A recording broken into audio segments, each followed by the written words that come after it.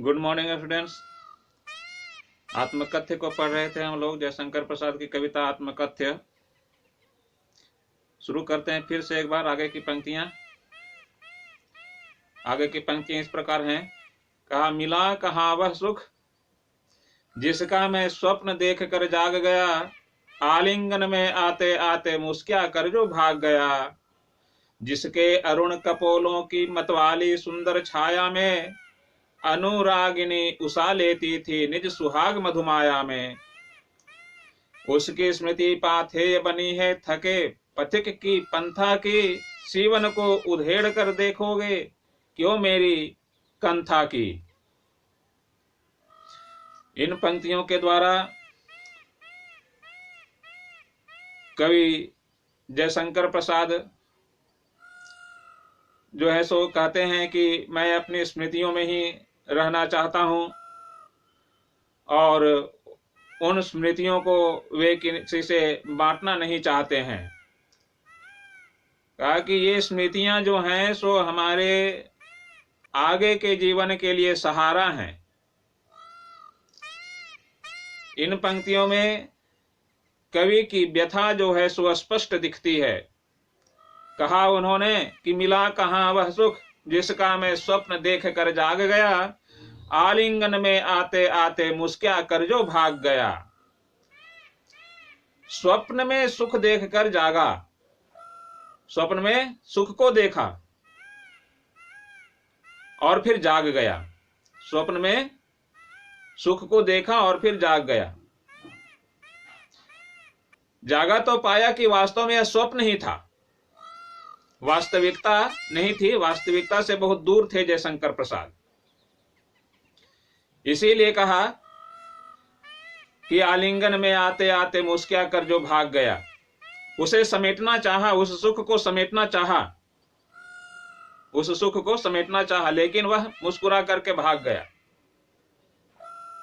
कहा यहां पर इन्होंने कि इस सुख के बारे में कि मुस्किया कर जो भाग गया का अर्थ है कि जिस सुख को मैंने भोगा वह लगा जैसे स्वप्न है, अर्थात बहुत कम समय के लिए मैंने जीवन के कुछ सुखों को भोगा। इसीलिए कवि स्वप्न में सुख देखकर जाग गया, लेकिन वास्तव में वह सुख जो है सो मुस्कुरा करके कवि से दूर भाग गया। कवि अपनी बाहों को फैलाए हुए थे, उस सुख को समेटने में लगे हुए थे, उसे अपने गले से लगाने की चाह रख रहे थे, लेकिन वह सुख जो है सो उनसे काफी दूर चला गया। कभी अपनी प्रियतमा को याद करते हुए कहते हैं कि जिसके अरुण कपोल अर्थात लाल लाल गाल, कपोल का अर्थ गाल, उनकी प्रियतमा की गालें प्रातः काल की लालिमा को भी ईर्ष्या कराने वाली थी। अर्थात यहां पर इन्होंने अपनी प्रियतमा या अपनी पत्नी के बारे में कहा है कि उनकी पत्नी के जो लाल कपोल थे, सुंदर जो कपोल थे, उन सुंदर लाल कपोलों को देख करके उषा अर्थात प्रातः काल की लालिमा भी जो है सो उससे ईर्ष्या करती थी।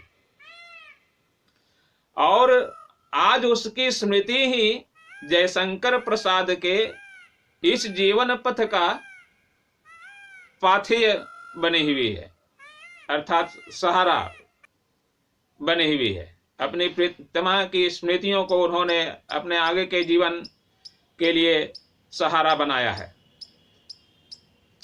कहते हैं कि सीवन को उधेड़ कर देखोगे क्यों मेरी कंथा की।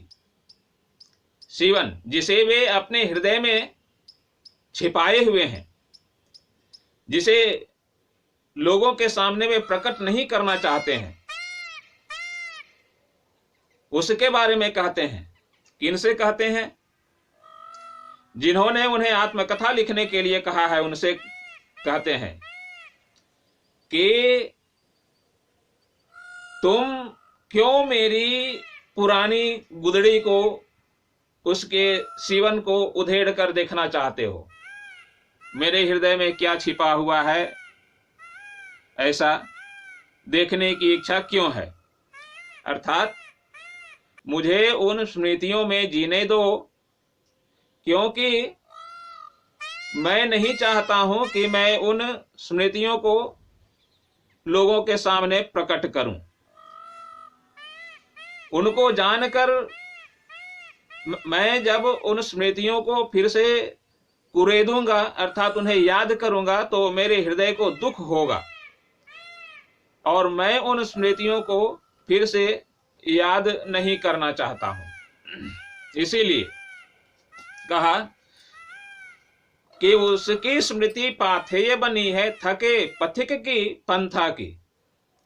थके पथिक की पंथा की से तात्पर्य है कि अपने आप को जयशंकर प्रसाद ने थके हुए एक पथिक के समान बताया है और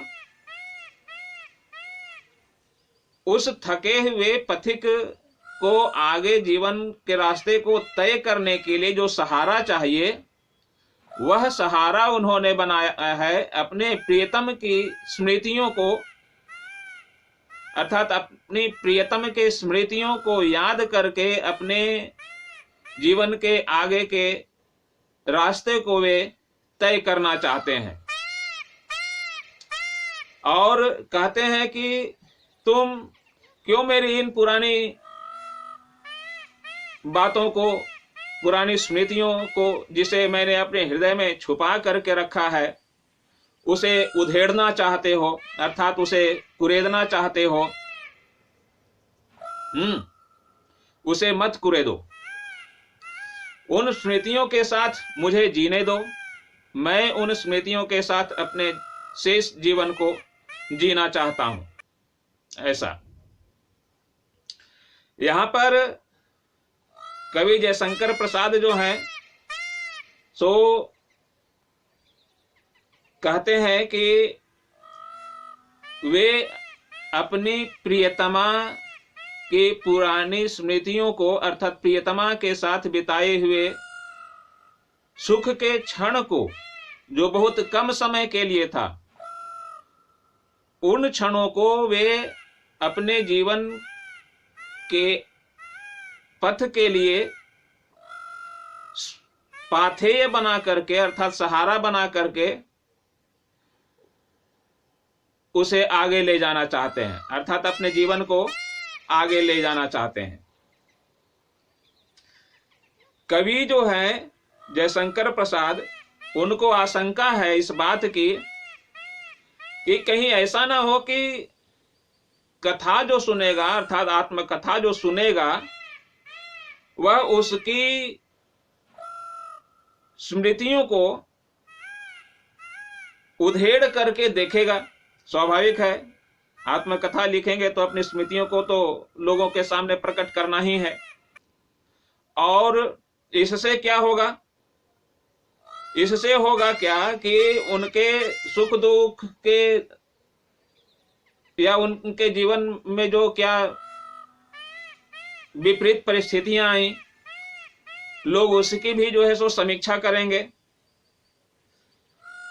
इससे जयशंकर प्रसाद को क्या लाभ मिलेगा? या तो फिर जो समीक्षा करेगा, जिन्होंने इन्हें आत्मकथा लिखने के लिए कहा है, उन्हें भी उससे आखिर क्या मिलेगा? इसीलिए जयशंकर प्रसाद ने कहा कि मुझे उन स्मृतियों के सहारे जीने दो। मैं उन स्मृतियों को अपने जीवन पथ के लिए एक सहारा के रूप में प्रयोग कर रहा हूं कि मैं उन्हीं स्मृतियों के सहारे आगे जी रहा हूं। आगे की पंक्तियां हैं, कहा छोटे से जीवन की कैसी बड़ी कथाएं आज कहूं, क्या यह अच्छा नहीं कि औरों की सुनता मौन रहूं। सुनकर तुम क्या भला करोगे मेरी भोली आत्मकथा, अभी समय भी नहीं, थकी सोई है मेरी मौन व्यथा, थकी सोई है मेरी मौन व्यथा। कहा कि अभी समय भी नहीं है। कहते हैं कि उनके छोटे से जीवन की बड़ी बड़ी कथाएं हैं, अनेक कथाएं हैं, बड़ी कथाएं हैं। वह उन्हें किस प्रकार कहे, उन सबको सुनाना जो है सो इनके लिए कठिन सा प्रतीत होता है, इनके लिए कठिन प्रतीत होता है। तो कहा कि इससे अच्छा यह है कि वह दूसरों की बातें सुनता रहे। कवि स्वयं कहते हैं कि मैं दूसरों की सुनता रहूं और स्वयं चुप रहूं। कवि जो है सो प्रश्न करते हैं उनसे, जिन्होंने इन्हें आत्मकथा लिखने के लिए कहा है, उनसे प्रश्न करते हैं कि कोई उनकी आत्मकथा को सुनकर क्या करेगा, आखिर क्या हासिल कर लेगा, क्या मिलेगा आखिर किसी को। इससे अच्छा है कि जो पीड़ा है उनके हृदय में, ठीक है, वह जो है सो अभी पीड़ा उनके हृदय में छिपी हुई है, थक करके सोई हुई है, वे उस पीड़ा को फिर से ताजा नहीं करना चाहते हैं, वे उस पीड़ा को फिर से ताजा नहीं करना चाहते हैं, बीती स्मृतियों को फिर से वे कुरेदना नहीं चाहते हैं, और उसे कहते हैं कि उसे अभी शांति ही रहने दिया जाए, क्योंकि अभी उस पीड़ा को फिर से बर्दाश्त करने की शक्ति जो है सो मुझ में नहीं है कि मैं उन बीती बातों को याद करके और फिर से उस दुख को बर्दाश्त कर पाऊं, ऐसी क्षमता भी फिलहाल मुझ में नहीं है।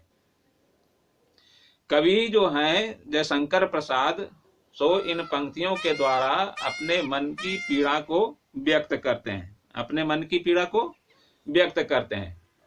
आत्मकथा जो लिखने के लिए उनको कहा था, उन लोगों से वे पूछते हैं कि आखिर इससे जो आत्मकथा को पढ़ेंगे या जो लिखने के लिए इनको कहा है, उनको आखिर उससे क्या प्राप्त हो जाएगा। कवि की पीड़ा जो अभी शांत है उसे फिर से वे जगाना नहीं चाहते हैं। इसीलिए कहा उन्होंने कि वह पीड़ा जो अभी शांत है, मैं उसे फिर से जगाना नहीं चाहता हूं, अतः मैं आत्मकथा नहीं लिखूंगा। जीवन में उन्होंने अपने जीवन में कई तरह की कठिनाइयों को झेला है। जयशंकर प्रसाद ने अपने जीवन में कई तरह की कठिनाइयों को झेला है, और उनकी पीड़ा जो है अभी उनके हृदय के किसी कोने में छिपी हुई है। उनकी पीड़ा हृदय के किसी कोने में छिपी हुई है, और अगर वे आत्मकथा लिखेंगे तो वह पीड़ा जो है सो अपना उग्र रूप धारण कर लेगी।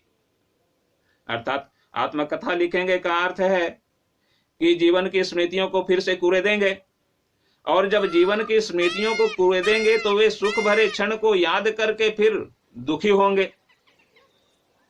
इसीलिए उन्होंने कहा कि अभी आत्मकथा लिखने का उचित समय नहीं है।